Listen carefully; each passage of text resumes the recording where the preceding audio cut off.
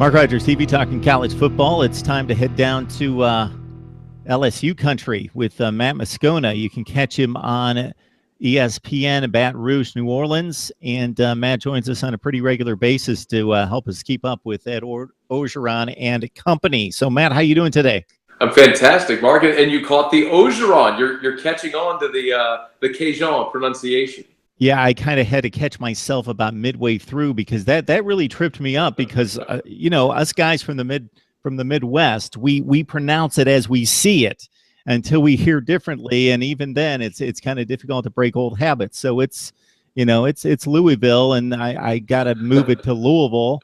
I got away from Louisville to right. Louisville, and now I got to keep going with Louisville. So, yeah.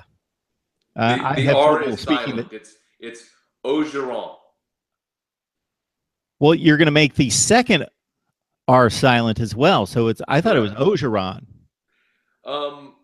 You can go Orgeron, and that would be acceptable. Okay. But if you go down to La Rose, Louisiana, they'll say Bébé Orgeron. I'd probably find that where behind some kind of swamp. Where is that?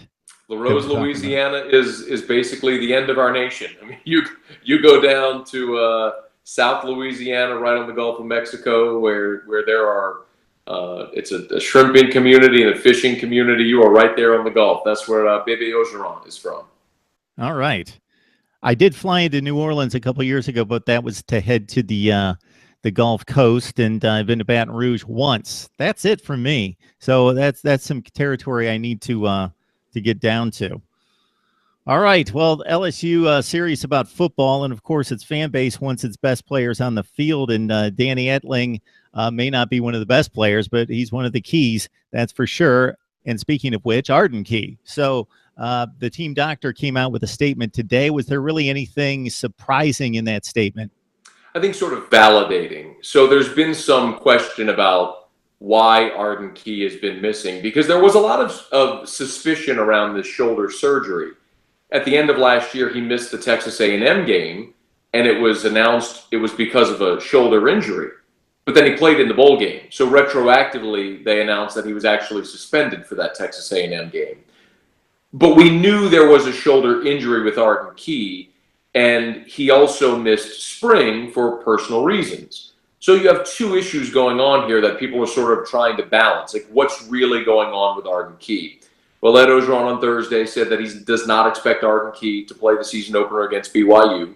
And team doctor Brent Bankson was on our radio station this morning, 104.5 ESPN Baton Rouge, and essentially confirmed that Arden had surgery in May, shoulder surgery in May, that he's recovering, he's strong, but they haven't cleared him yet for contact. So he's progressing as he should.